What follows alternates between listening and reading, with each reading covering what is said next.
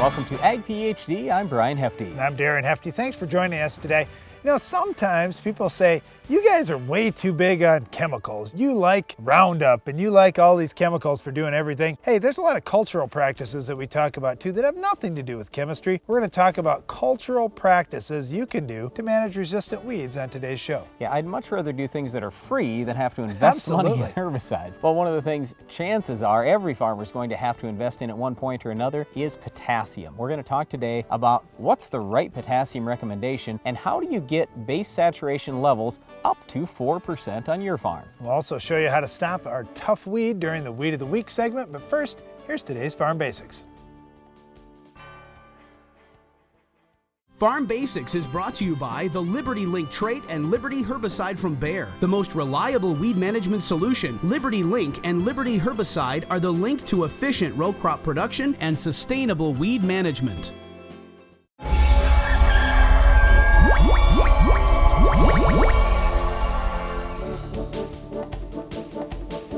During our Farm Basics time today, we're going to talk about something that farmers hate, and that is grain shrinkage. Whenever you think of shrink, I guess that means smaller, right? And what happens is you harvest 100 bushels of corn and you think, great, I'm going to go to town and sell 100 bushels of corn. And when the grain elevator pays you for the corn, they pay you for 95 bushels. And you say, wait a second, where did the other 5 bushels go? Well, the elevator says your corn was 17% moisture or 18% moisture, and we only allow 15% moisture in the grain. So we docked you for that moisture. And you say, well, wait a second, how's that work? Well, as they dry the grain down to 15% or less, so it's safe for them to store it in the bins, when they take that moisture out of the grain, here's where the shrink is created. Now, those kernels that were plump and full of moisture, when they dry some of the moisture out, the kernels shrink. Now, instead of 100 bushels, they're left with 95 bushels or whatever the number is. So in other words, there are fewer total pounds. You're going, as the farmer, trying to sell moisture to the elevator, and they're not going to pay you for moisture. They're going to pay you for actual grain. So that moisture figure they're looking for is 15%, and when that moisture comes out from 18% in Darren's example down to 15, then that's a portion of the shrink. Now you might say, well, that's a 1-to-1 ratio. Why for corn shrink do they usually figure 1.3%? Why for soybean shrink do they figure 1.5%? Well, the reason why is because of the other loss that there is. So there are certain parts of the soybean seed or parts of the corn seed that are just going to start to disappear. They'll flake off, they'll get chipped off, whatever. There is some loss there. So all the elevators, to protect themselves, they're figuring more than just the 1-to-1 ratio of, hey, we took 3 points of moisture out, we should be docking 3%. No, it's not a 3% loss. We're going to figure 3.9% just so we've got some extra there, because we are going to damage that grain a little bit when we're drying it. Well, when you think about it, who's buying the grain that's coming off of farms? In some cases, it's processors. Maybe they're going to crush the soybeans, for example, and extract the oil. Maybe they're going to take the corn and turn it into corn ethanol. Or maybe they're just going to ship it overseas as grain. There's a lot of different uses for that grain later on down the road. And for farmers, getting it out of the field and being able to sell it is the big thing. I mean, you think about it, farmers had to wait all summer long to get their paycheck in the fall when they start harvesting that grain. And so for farmers, they aren't going to wait for that corn to get down to 15%, for example. They're going to harvest it when it's 18 or 20 or 22%. And, you know, Brian talked about that shrink, and there's lots of things that can happen besides water leaving. You know, little pieces of the corn kernel can get chipped off and that kind of thing. For farmers, if they can actually harvest that grain at 18 to 22% moisture, they do a lot better. They have a lot less loss out in their field. When corn gets too dry, sometimes it can shatter right off the ear, and as that ear hits the combine head, it just explodes, and there's corn kernels flying all over, and some of them ending up on the ground. Or when the corn plant gets too dry, sometimes it can actually drop the ears onto the ground before the combine ever gets out in the field to catch them. So for farmers, they don't want to wait until the grain is dry enough for the elevator to store it. They just want to get it dry enough that they can actually get it harvested and take it in. That's why farmers understand shrink is just part of the business. They're not going to say, well, I can't afford any shrink. I've got to wait till my soybeans are down to 13% and my corn's down to 15%. They have to harvest when they can harvest, and they just know that's part of the game. They're going to lose a little money on shrink. Well, the flip side, though, is with soybeans, what can happen very easily out in the field is soybeans can naturally dry down to even 8%. Well, if soybeans can get sold to the grain elevator at 13%, that's 5 points of moisture that farmer's lost. And we figure 1.5% shrink, so in effect, that's 7.5% of the farmer's yield. So farmers are trying to harvest their soybeans as much as they can at 13%, and they're way ahead to take a dock at 14% than they are to sell the grain at 8%. So there's a lot of difference there when we start talking about this moisture. It's a really big deal. Farmers want to try to have the maximum amount of moisture in that grain, and then we all realize there is some shrink that's going to come out if you bring in grain that's a little too wet. Well, there's a lot of things that grain farmers have to think about in order to have a successful and profitable crop. One of the other things we haven't mentioned yet is weed control. Can you identify this week's weed of the week? What's next in weed control technology? Roundup Ready 2 Extend soybeans will provide tolerance to dicamba and glyphosate and will be built on the Genuity Roundup Ready to Yield trait. See them in action at extendfollowafield.com. For lower cost, higher production, Mandaco Agri leads with versatility unmatched. Twister is the vertical tillage unit for no-till as well as conventional tillage. Twister's ease of maintenance is forgiving and rocks and has contour conformity equaling zero downtime. Our hydraulically adjusted coulter angles make residue management easier, less costly. Spring or fall, the Mandaco Twister vertical tillage unit is the new leader. See your Mandaco Agri dealer. Visit northcountrymarketing.biz or call. If you could see how nitrogen loss causes yield loss, you'd fix it. So fix it right, with the stabilizer proven to reduce all three ways nitrogen escapes. Nutrisphere N Nitrogen Fertilizer Manager. It keeps nitrogen in a more readily available form longer. With today's market and environment, it's a high priority to keep your nitrogen on track. To higher yield with Nutrisphere N. We know that the future is liquid. That's how Agroculture Liquid Fertilizer creates the highest quality products on the market. Because we're committed to finding the best raw materials at the best price possible and getting them from us to you in the most sustainable, responsible ways possible. Agroculture Liquid Fertilizers, helping you grow the future. A farmer's attention to detail is what makes the difference. You take the time for service management because you know how vital it is to your operation. You service your field like everything else because soil sampling makes all the difference and gets the results you want. Download the app Soil Test Pro and start grid sampling today. Keep your farm growing strong. The more you test, the more you know.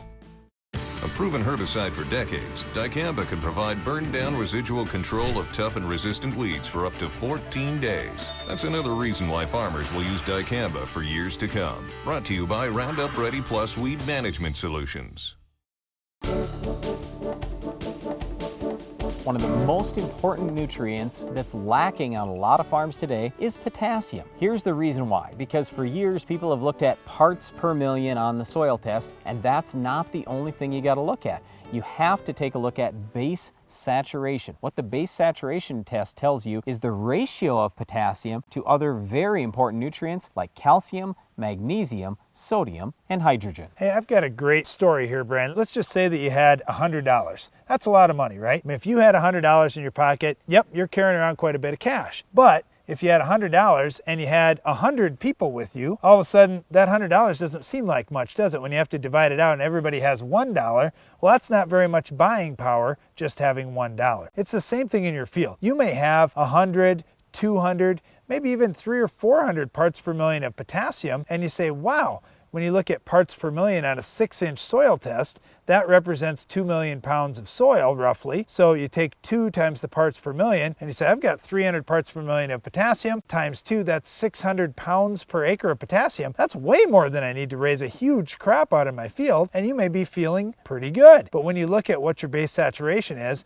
and let's just say that that's 2% of the base saturation, now all of a sudden you realize, hey, I don't have the 4 to 8% base saturation potassium that I really need. I've got half of what I really need. Even though it looks like a lot, there's so much calcium, so much magnesium, and other nutrients that are out of my soil. The percentage of my soil that really has potassium is pretty low. Yeah, so this is just about balancing your soil in terms of having the right nutrients at the right levels. And a lot of people get really confused when we say, well, we want your soil balanced in terms of nutrients. Oh my goodness, that's complicated. No, it's not. That's why we have base saturation. So we want to see that calcium number above 65%. We'd like to see the magnesium 12 to 25%. And if your potassium is at least 4%, 4 to 8% is kind of the good range, we're in pretty decent shape. Here's the problem when you have less than 4% base saturation K. Your levels of calcium and magnesium are so high that your potassium just doesn't get into the plant at the level that it needs to. And then when you don't have adequate potassium in the plant, you have stalk quality issues. You have grain quality issues. You have low test weight. You just have so many problems, and we see it all over the country. Everybody always wants to blame the seed dealer when their corn falls over. Quit calling the seed dealer. It's not his fault. It's the fault of the soil. You've got to fix the soil,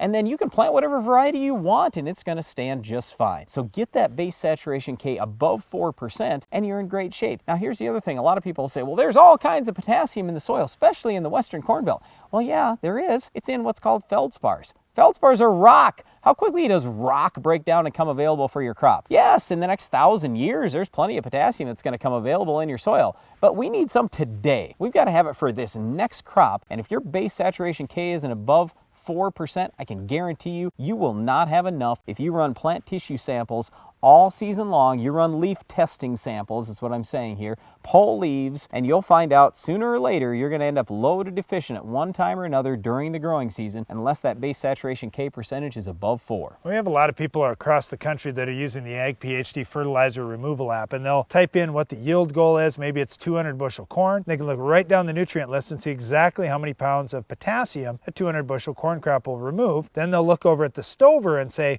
oh boy, I didn't realize in order to have a good healthy stalk, I also have to pull up all that amount of potassium too. So when you add the total of nutrient removal and what the stover needs, that's how much your crop actually has to pull up out of the ground during the growing season. Now granted, if you're leaving all that stover in the field, you're going to be putting quite a bit of that potassium back, but still it has to be in an available form that you can all pull up in the 1 year. So if you are having some issues with crop production or withstandability, it's not just this what it's going to pull up. It's that it's got to be in the right ratio of calcium and magnesium, because if it's not in the right ratio, the calcium and magnesium is not going to allow that potassium to get into the plant, and that's the whole problem. So that's why we don't want to look just at removal. We want to look at base saturation K, and here's how you get enough. All you have to do is, let's say for example we're at 2% and we want to go to 4%. So basically we've got to double our level. If we're at 200 parts per million today, that means we've got to get to 400 parts per million. So you say, well, how many pounds is that? All you have to do is take however many parts per million you need, multiply the number times 2. That'll tell you in a 6-inch soil test how many pounds per acre we're talking about. So if I've got to add 200 more parts per million, that means I have to add 400 pounds per acre. Potash is 60%. Okay, so if I'm going to take my 400 pounds, divide by 0.6, 670 pounds of potash per acre. And right away you might say, oh my good, I can't afford to do that. Yeah, basically a third of a ton. So right. What's a ton of potash cost now? $400. So you got to spend $133 an acre, and you could have it go from a 2% base saturation to 4% overnight. Boom, it's done. And now you're set from here on out. And at that point, once you have that 4% base saturation K, if you want to keep it at 4, now you just have to put on nutrient removal. It's just maintenance for all the rest of the years you farm. So what a lot of people will do is say, well, I can't afford to do that. So they put on a little bit more every single year for the next 20 years. But just think of all the lost yield along the way. Just think of all the standability issues, all the grain quality issues, everything else. But it's totally up to you what you want to do. All we're trying to do is help you raise a better crop on your farm, and the odds are extremely high that you're going to get a good return on investment if you keep applying potassium until you get up to at least that 4% level, if not even higher. Another yield limiting factor you might run into on your farm is our Weed of the Week. We'll tell you how to stop it coming up later in the show. My data is mine, not mined. Mine to share. Mine to keep. It's mine when I want it. Mine where I want it. And only mine. My data is mine to analyze. Mine to put to work. Mine to control. It's mine. The AFS Connect Farm Management System from Case IH connects you, and only you, to the information you need most from your equipment, from anywhere, at any time. AFS Connect, only from Case IH. Looking to maximize yield? Quick Roots from Monsanto Bioegg is a microbial seed inoculant that allows the plant root to explore a greater volume of soil, the key to higher yields. Quick Roots continues to generate yield response on corn, soybeans, wheat, and more, and is applied to the seed so the live microorganisms go right to work enhancing seedling vigor, increasing the uptake of certain nutrients including NPK, and expanding root volume. Maximize yield on your farm this season. Get Quick Roots today. Dirty work pays. That is if your dirty work includes a Soil Max Gold Digger tile plow. Soil Max tile plows feature zero deflection technology. With the only tile plow factory paired with Ag Leader's IntelliSlope control system, you eliminate the need for grade calculations and lasers. So make your next investment in a Soil Max Gold Digger. Better yield, longer planting and harvest windows, better water management is all yours with Soil Max. Visit soilmax.com.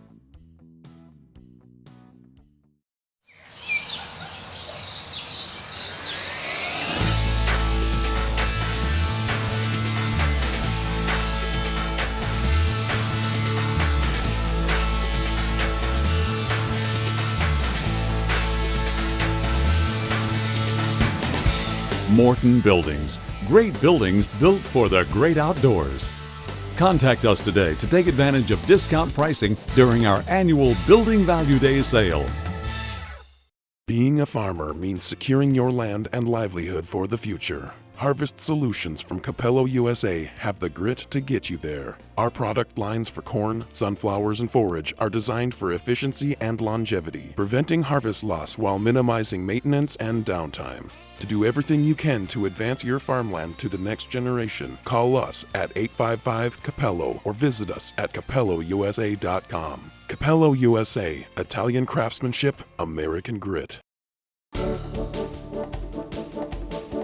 As farmers, we don't want to have to use any herbicide out there. Well, we don't want to spend any money. We don't want to spend any money at all. Right. What can we do to stop resistant weeds without necessarily spending money? Well, there are actually a lot of things. And when you think about it, this is what we should be working on our farm is, hey, what's free that's really going to help us get more yield? Yeah, but we are working on that on our farm. In a lot of cases, it's not enough, but here are some things that you can do to have better overall weed control, just some cultural things. Now, I should preface this too by saying these aren't necessarily free, but these are going, well, okay, well, for example, my first thing is tiling. Okay, where do we see a lot of weed issues come up? It's because you don't have good crop canopy. You have to have great crop canopy. That's the best weed killer that there is. So I want to raise the very best crop possible. That's literally going to choke out the weeds and they die. Well, I can't do that if I have poor drainage. You've got to start by having good drainage. So get some tile out there, and that really helps that. We just talked about one of the other issues, and that's balancing the nutrients in your soil. So if you have a good fertility program, you have good drainage in your field, your crop's going to choke out a lot of weeds. Well, and you've probably heard somebody say this in all of your travels and studies and programs you've listened to, articles you've read, that, oh, you have that weed proliferating out in your field? Well, guess what? Then you probably have this nutrient imbalance because in this situation, a weed, maybe it's a pigweed, maybe it's a ragweed, maybe it's thistles, maybe it's grass, I don't know what it is, but that particular weed can thrive in a situation where you're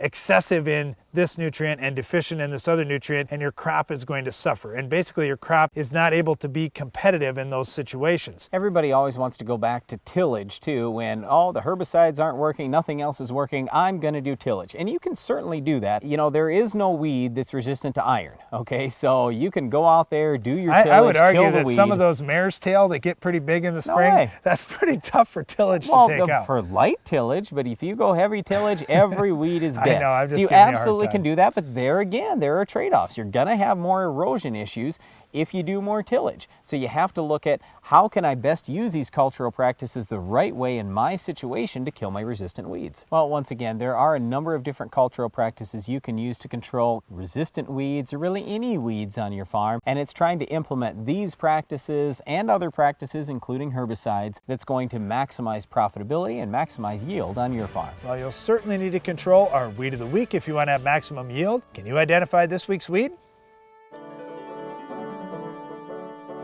The Weed of the Week is sponsored by the Enlist Weed Control System from Dow AgroSciences, a new herbicide and trait system that will build on glyphosate. Farming isn't just in the land, it's in you. Take control of weeds like never before. Enlist builds on the Roundup Ready system, combining proven control of a new 2,4-D and glyphosate in Enlist Duo herbicide. Protect what matters without changing the way you farm. Talk to your seed or crop protection supplier today.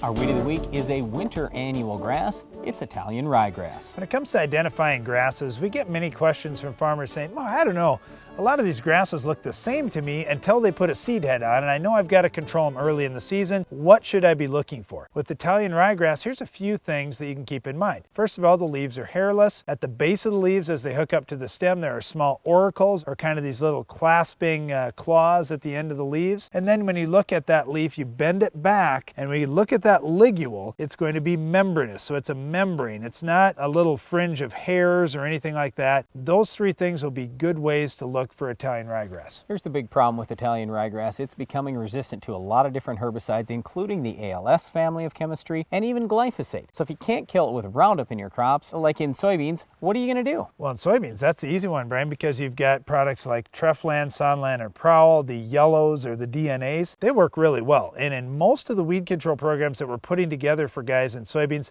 we like to have 3 sites of action. One of them being these DNA family that do such a nice job on grasses and also small-seeded broadleaves. And then post-emerge, there are many different herbicides, Select Max, Arrow, a number of them. Just make sure you're using the highest labeled rate and you're in good shape. In corn, we'd start with a good pre-emerge herbicide, one of the grass killers, Harness, Surpass, Outlook, or Dual, and then follow post-emerge with Accent if Roundup isn't working on Italian ryegrass in your area. Then we get to wheat, especially winter wheat. This is where we have the most problem with Italian ryegrass because Italian rye is a winter annual. So how do you stop it, especially if it's ALS resistant? We like Prepare as a pre-emerge, but if it's ALS resistant, that's not going to work. There is now Zidua. So you can use Zidua either pre or early post. If that's labeled in your area, that's what we would suggest as the pre. And then you can follow post-emerge. If it's ALS resistant, use something like Axial. Otherwise, if it's non-ALS resistant, then there are a number of options, including Everest 2.0 and Gold Sky. Well, again, the big thing to remember is Italian ryegrass is a winter annual, and the best advice I can give on any of these winter annual weeds is get out there in the fall and get them under control. I mean, if you didn't get the job done this fall, and you say, oh no, I know I had Italian ryegrass and I let it go, I mean, don't give up on it. By all means, try to control it post-emerge in the spring, but if you can get it in the fall and stop it now, or stop it in the fall, early in the season, now in the spring, you don't have this heavily established, already tillered out weed that you're trying to fight. And that's going to help you with early growth on your winter wheat. It's going to get up and ahead of these other weeds. And a lot of those spring annual weeds, they're not such a big deal. We can control them. It's these winter annuals that are killing us on yield. Well, once again, our weed of the week is Italian ryegrass. That's it for our weed, but stay tuned. Iron Talk is coming up next. Iron Talk is brought to you by Case IH. The AFS Connect Farm Management System from Case IH connects you, and only you, to the information you need most from your equipment, from anywhere, at any time. AFS Connect, only from Case IH.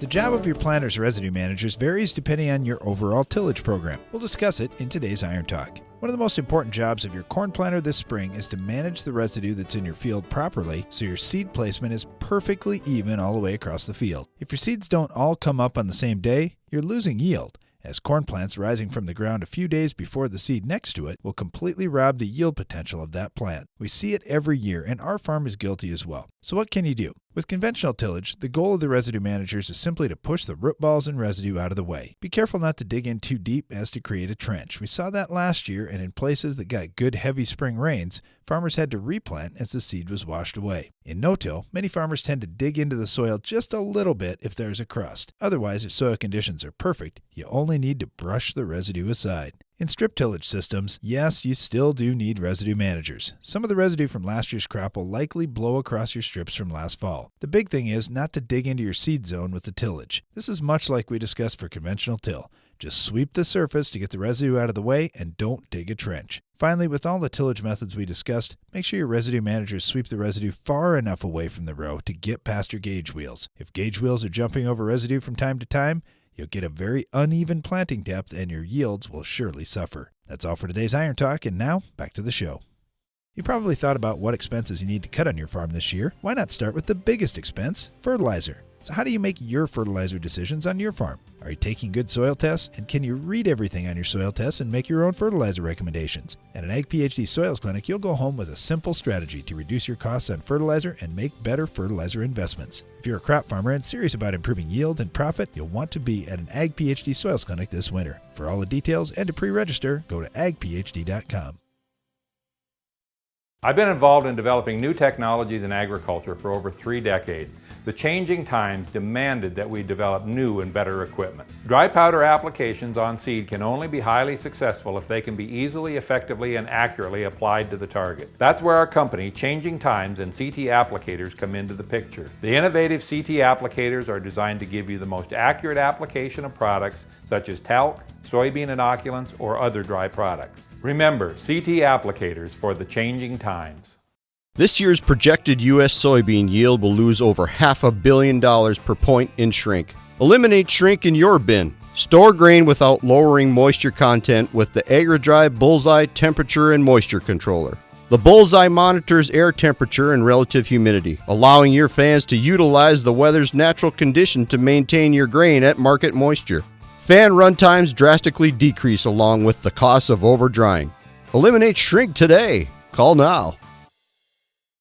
Some prefer to invest in fields halfway around the world, in short-term solutions to long-term challenges.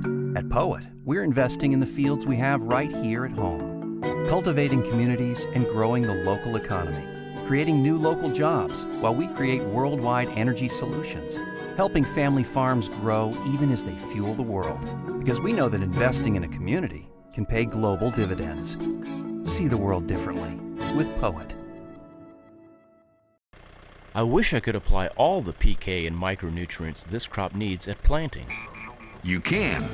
When your soils are not excessively nutrient deficient, you can apply a whole season of PK and micronutrients when you plant and get top yields at harvest. AgroLiquid's exceptional nutrient compatibility and superior efficiency allows you to prescription apply everything your crop needs safely and conveniently. Research proves it. For more info, go to agroliquid.com. A farmer's attention to detail is what makes the difference. You take the time for service management because you know how vital it is to your operation. You service your field like everything else because soil sampling makes all the difference and gets the results you want. Download the app Soil Test Pro and start grid sampling today. Keep your farm growing strong. The more you test, the more you know. Closed captioning for Ag PhD is sponsored by Norwood Sales. On your farm, you need speed and year-round effectiveness in your tillage program. The Quick Till from Norwood Sales allows you to move quickly through your fields, maximizing time and improving yield. Constructed of heavy-duty materials, the Quick Till is ideal for both spring and fall applications, from preparing a healthy seedbed early in the season to breaking up corn residue after harvest. For more information about how a Quick Till can improve fields on your farm, call Norwood Sales today. That's all the time for today's show, but before we go, we wanted to remind you that the Ag PhD radio show airs each weekday at 2 p.m. Central on SiriusXM Channel 80. And don't miss the next Ag PhD TV show where we have another Weed of the Week, Farm Basics, Iron Talk, and a whole lot more. I'm Darren Hefty. And I'm Brian Hefty. Thanks for watching Ag PhD. 75 to 95% of soil-applied phosphorus may be tied up and made unavailable to plants. Farmers use organic proteins and other fertilizer innovations to ensure their crops are fed properly. For more information, visit the Responsible Nutrient Management Foundation at rnmf.org.